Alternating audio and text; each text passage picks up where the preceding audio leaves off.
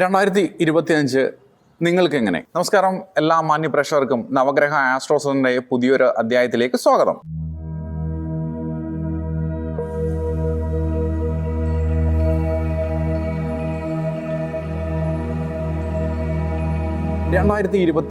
നിങ്ങൾക്ക് എങ്ങനെ? 2025 പ്രധാന ഗ്രഹമാറ്റങ്ങളുടെ അടിസ്ഥാനത്തിൽ ഓരോ കൂറും അടിസ്ഥാനമാക്കിയുള്ള ഗോചര അല്ലെങ്കിൽ ചാരവശാലുള്ള ഫലമാണ് ഇവിടെ പ്രതിപാദിക്കുന്നത്. 2025 പ്രധാന ഗ്രഹമാറ്റങ്ങൾ ഏതൊക്കെയെന്ന് നമുക്ക് പരിശോധിക്കാം. 2025 മാർച്ച് 29 ശനി കുംഭൻ രാശിയിൽ നിന്നും മീനൻ രാശിയിലേക്കും രാശി മാറുന്നു. അതോടൊപ്പം 2025 മെയ് 14 വ്യാഴം ഇടവൻ രാശിയിൽ നിന്നും മിഥുനൻ രാശിയിലേക്കും, മെയ് 18 ഇടവൻ 4 രാഹു മീനൻ രാശിയിൽ നിന്നും കുംഭൻ രാശിയിലേക്കും, കേതു കന്നി രാശിയിൽ നിന്നും ചിങ്ങൻ രാശിയിലേക്കും രാശി മാറി സഞ്ചരിക്കുന്നു. ഈ രാശിമാറ്റത്തിൻ്റെ അടിസ്ഥാനത്തിൽ ഓരോ കൂറുകാർക്കും ലഭ്യമാകുന്ന ഗുണദോഷ ഫലങ്ങളെ പറ്റിയാണ് ഇവിടെ വിചിന്തനം ചെയ്യുന്നത്. ചില കൂറുകാർക്ക് വ്യാഴഗ്രഹം, ശനിഗ്രഹം ഇവയുടെ മാറ്റം അനുകൂലമാകുമ്പോൾ മറ്റു ചില കൂറുകാർക്ക് ഇത് പ്രതികൂലമായി തീരുന്നു. ഗ്രഹങ്ങളുടെ ചാരവശാലുള്ള ഫലം ഒരു പൊതുവായ ഫലമാണ്. അതോടൊപ്പം ഓരോ വ്യക്തിഗത ജാതകത്തിലെ ജാതക ഫലങ്ങളുടെ അടിസ്ഥാനത്തിൽ വേണം ഈ ചാരവശാലുള്ള ഫലങ്ങളെ കൂടെ ചേർത്ത് ഫലപ്രവചനത്തിന് ചിന്തിക്കേണ്ടത്.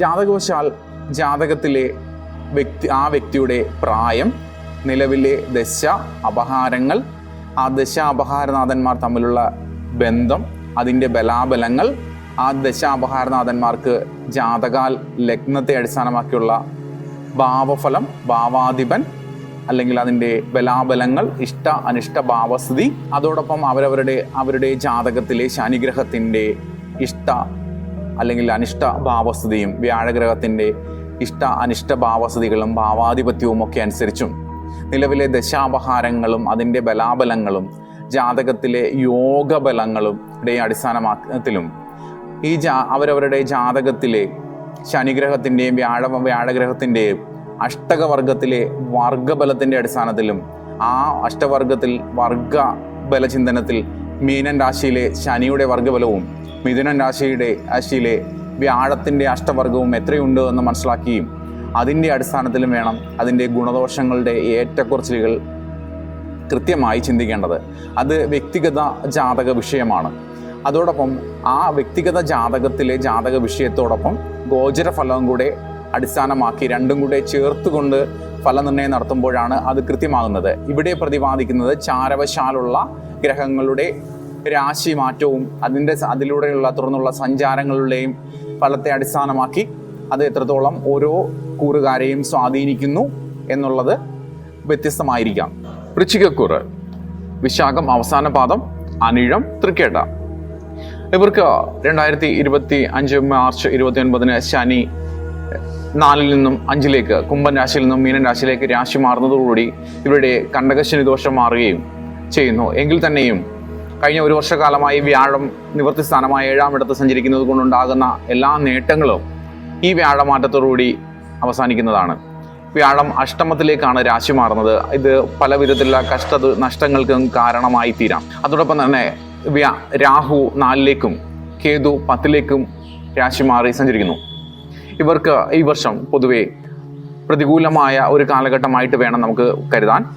വിദ്യാർത്ഥികൾ പഠനകാര്യങ്ങളിൽ വേണ്ടത്ര പുരോഗതി ഇല്ലാതെ വരികയും അലസമനോഭാവം കാണിക്കുകയും ഉദ്ദേശിച്ച വിജയം നേടാൻ പറ്റാതെ വരികയും ഉപരിപഠന കാര്യങ്ങൾക്ക് തടസ്സങ്ങൾ ഉണ്ടാവുകയും തൊഴിൽ അന്വേഷകർക്ക് തൊഴിൽപരമായ ബുദ്ധിമുട്ടുകളും കാലതാമസങ്ങളും നേരിടുകയും നിലവിൽ ജോലി ചെയ്യുന്നവർക്ക് തൊഴിൽപരമായ സ്ഥാനചലനങ്ങളും സർക്കാർ നിയമ സംവിധാനങ്ങളിൽ നിന്ന് പ്രതികൂലമായ നടപടികൾ നേരിടേണ്ടി വരികയും ചെയ്യുന്ന ഒരു കാലഘട്ടമാണ്. അതോടൊപ്പം ബിസിനസ്സുകാർക്ക് വലിയ രീതിയിലുള്ള ധനം നഷ്ടമുണ്ടാകുവാനും സാധ്യതകളുള്ള ഒരു കാലഘട്ടമാണ്.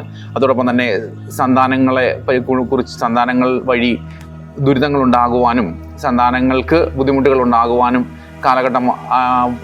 സാധ്യതയുള്ള ഒരു കാലഘട്ടമാണ്. ബിസിനസ് പരമായ കാര്യങ്ങൾക്ക് പണം മുടക്കുന്നത് ഒന്ന് പുനരാലോചിക്കുന്നത് നന്നായിരിക്കും. വളരെ ബുദ്ധിമുട്ടുകളും റിസ്ക് ഏറിയതുമായ ബിസിനസ്സുകളിൽ പണം മുടക്കുന്നതിൽ നിന്നും പിന്മാറുന്നതായിരിക്കും ഒരു വർഷക്കാലത്തേക്ക് നന്ന്.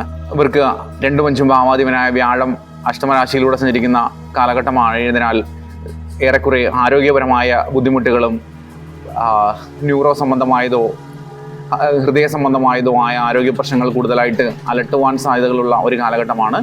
പ്രായാധിക്യമുള്ളവരും രോഗദുരിതങ്ങൾ അവസ്ഥകളുള്ളവരും കൂടുതൽ ശ്രദ്ധിക്കുകയും യഥാവിധി വേണ്ട സമയത്ത് തന്നെ വൈദ്യസഹായം തേടുകയും ചെയ്യേണ്ടതാണ്. അതോടൊപ്പം രോഗദുരിതങ്ങൾ മൂലം കഷ്ടനഷ്ടങ്ങൾ ഉണ്ടാവുകയും കൂടുതൽ സാമ്പത്തിക ചെലവുകൾ ഉണ്ടായി വരികയും ചെയ്യുന്ന ഒരു കാലഘട്ടമാണ് പറയേണ്ടുന്നത്. പ്രത്യേകിച്ച് ഹൃദയാരോഗ്യവും അതോടൊപ്പം സ്ട്രോക്ക് പോലെയുള്ള വിഷയങ്ങളുമൊക്കെ ഉണ്ടാകുവാൻ സാധ്യതകളുള്ള ഒരു കാലഘട്ടമായിട്ട് വേണം കരുതാൻ.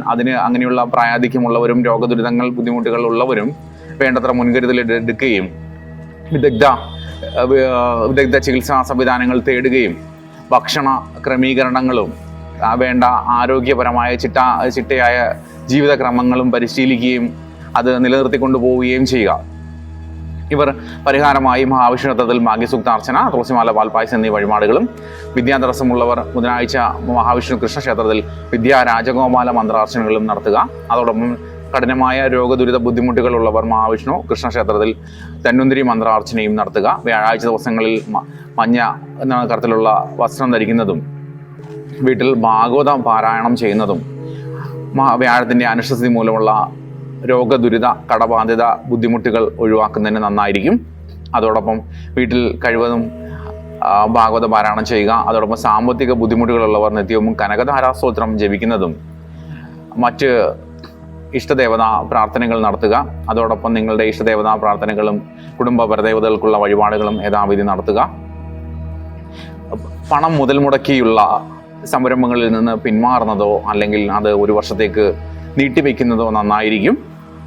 എങ്കിൽ തന്നെയും ഓരോ വ്യക്തിഗത ജാതകം അനുസരിച്ചും ആ ജാതകത്തിലെ വ്യാഴഗ്രഹത്തിൻ്റെ ഇഷ്ടഭാവ അനുകൂല സ്ഥിതികളും ഇപ്പോൾ നിലവിലെ ദശ അപഹാരങ്ങളും ഓരോ ജാതകത്തിലെ യോഗ ബലാബലങ്ങളും അനുസരിച്ചും ഓരോ വ്യക്തികളുടെയും ജാതകത്തിൽ മിഥുനൻ രാശിയിൽ വ്യാഴഗ്രഹത്തിന് അഷ്ടവർഗത്തിൽ ലഭ്യമായ വർഗബലത്തിൻ്റെ അടിസ്ഥാനത്തിലായിരിക്കും അവർക്ക് ഗുണദോഷങ്ങൾ എങ്ങനെ സംഭവിക്കുന്നു എന്ന് ചിന്തിക്കേണ്ടത്. വ്യാഴഗ്രഹം 6-12 മറഞ്ഞ് നീചത്തിലോ മൗഢ്യത്തിലോ നിൽക്കുന്നവരാണ് നിങ്ങളെങ്കിൽ കൂടുതൽ സൂക്ഷിക്കേണ്ടതുണ്ട്. അവർക്ക് കൂടുതൽ ദുരിത ബുദ്ധിമുട്ടുകൾ അനുഭവത്തിലേക്ക് വരുന്നതായിരിക്കും. കൂടുതൽ ദുരിത ബുദ്ധിമുട്ടുകൾ അനുഭവവേദ്യമാവുകയാണെങ്കിൽ നിങ്ങൾ അടുത്തുള്ള ഉത്തമനായ ഒരു ജ്യോത്സ്യനെ നേരിട്ട് ചെന്ന് കണ്ട് ജാതകം പരിശോധിച്ച് വേണമെങ്കിൽ അപ്പോൾ ഒരു പ്രശ്നചിന്തയും കൂടെ നടത്തി വേണ്ട പരിഹാരങ്ങൾ നടത്തി ദോഷദുരിത ശമനങ്ങളിൽ നിന്നും മുക്തരാവുക. ഈശ്വരാരാധനകളും ആചാരാനുഷ്ഠാനങ്ങളും യഥാവിധി പാലിക്കുകയും ദാനധർമാദികൾ നിർവഹിക്കുകയും ധാർമ്മികമായി ജീവിക്കുകയും ചെയ്യുന്നവർക്ക് ഒരു പരിധിവരെ കാലദോഷങ്ങളും ഒന്നും ഇവരെ ബാധിക്കുകയില്ല. എന്നാൽ അധാർമികമായി ജീവിക്കുകയും ധിക്കാരികളും അഹങ്കാരികളും ഒക്കെയായി ജീവിക്കുകയും ലഹരി വസ്തുക്കളും മദ്യവും മയക്കുമരുന്നും ഒക്കെ ഉപയോഗിക്കുകയും ഒക്കെ ചെയ്യുന്നവർക്ക് ഏത് കാലവും അല്ലെങ്കിൽ ഗ്രഹങ്ങൾ അനുകൂലമായാൽ തന്നെയും അവർക്ക് അതൊന്നും തന്നെ അനുഭവവേദ്യമാകുന്നതല്ല.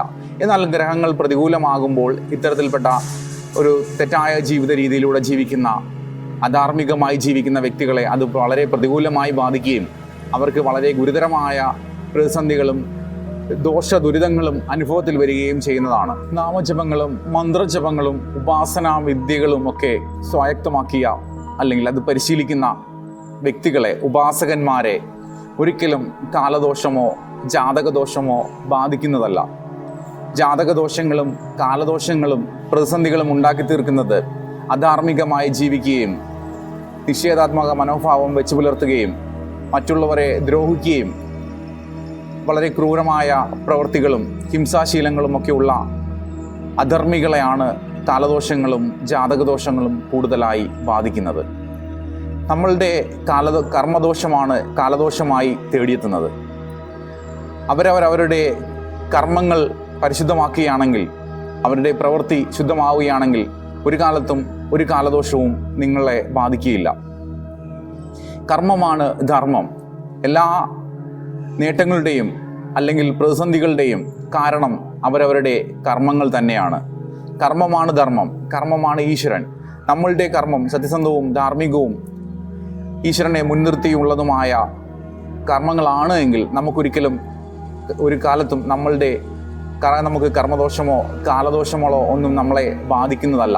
കൂടുതൽ ജാതകവശാലും ഗോചരവശാലും ഒക്കെയുള്ള ഗ്രഹദോഷങ്ങൾ പ്രതികൂലമാണ് എന്ന് തോന്നുകയും അത് കൂടുതൽ ബുദ്ധിമുട്ടുണ്ടാക്കുകയും ഒക്കെ ചെയ്യുന്ന വ്യക്തികൾ അതിൽ നിന്നും മോചിതരാകുവാനായി അവരവരുടെ ദേശത്തെ നല്ല ഒരു ജ്യോത്സ്യനെ കണ്ട് വ്യക്തിഗത ജാതക ചിന്തന നടത്തി, അതോടൊപ്പം ഒരു പ്രശ്നചിന്തയും കൂടെ നടത്തി അതിന് വേണ്ട പരിഹാരങ്ങളൊക്കെ മുൻകൂട്ടി ചെയ്യുന്നത് കാലദോഷത്തിൽ നിന്നും കർമ്മദോഷങ്ങളുടെ തീവ്രത കുറയ്ക്കുവാനുമൊക്കെ അനുകൂലമാണ്.